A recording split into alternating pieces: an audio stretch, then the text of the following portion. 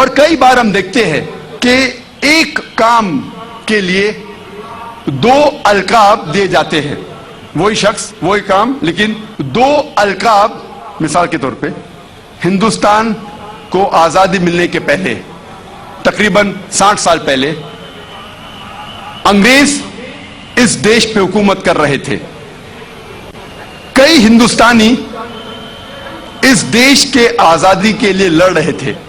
ये लोग को अंग्रेज गवर्नमेंट कहती थी कि ये दहशतगर्द है, दीज आर टेररिस्ट। लेकिन हम आम हिंदुस्तानी इन लोगों को कहते थे देशभक्त, पेट्रियट्स।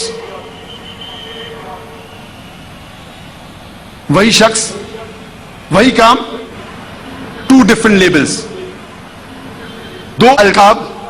अगर हम ब्रिटिश हुकूमत, अंग्रेज हुकूमत के नजरिए से वाकिफ है और मानते हैं कि उन लोगों को हिंदुस्तान पे हुकूमत करने का हक था, तो हमें मानना पड़ेगा कि ये लोग दहशतगर्द थे।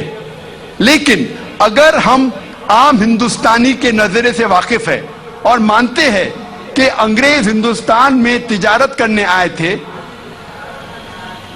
उन्हें हम पे हुकूमत करने का कोई हक नहीं, तो हम मानेंगे ये लोग देशभक्त थे, पेट्रियट्स थे, फ्रीडम फाइटर्स थे। इसीलिए कोई भी लक़ब देने के पहले हमें तहकीक करना चाहिए कि किस वजह से वो आदमी जिद्दोजहद कर रहा है, लड़ रहा है।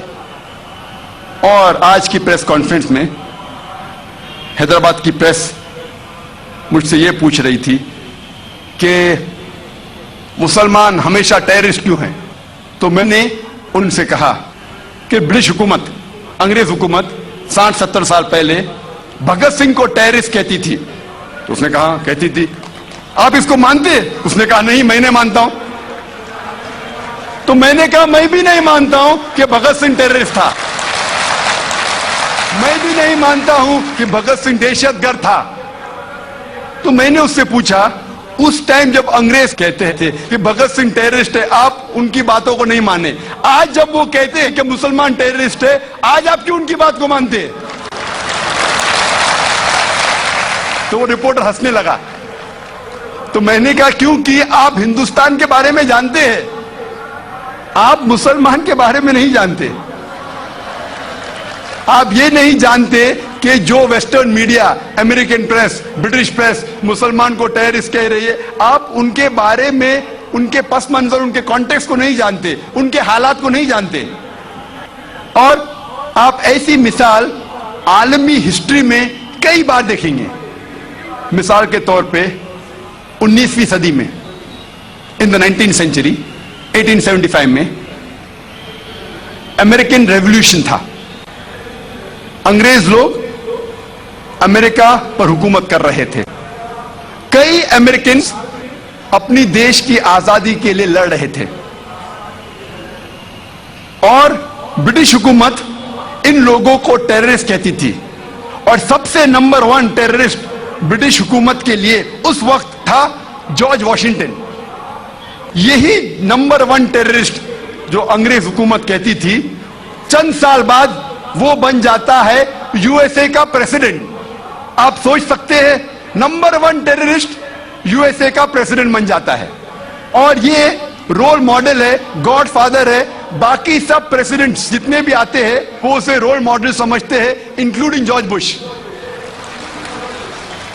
आप सोच सकते हैं, टेररिस्ट यूएसए का प्रेसिडेंट, सबसे पहला प्रेसिडेंट, और ये रोल मॉडल है बाकी सब प्रेसिडेंट्स के लिए। ऐसी मिसाल आप कई पेश कर सकते हैं। और जो लोग अंग्रेज जब अमेरिकन को टेररिस्ट कहती थी चंद साल पहले, आज उनके सबसे प्यारे दोस्त हैं।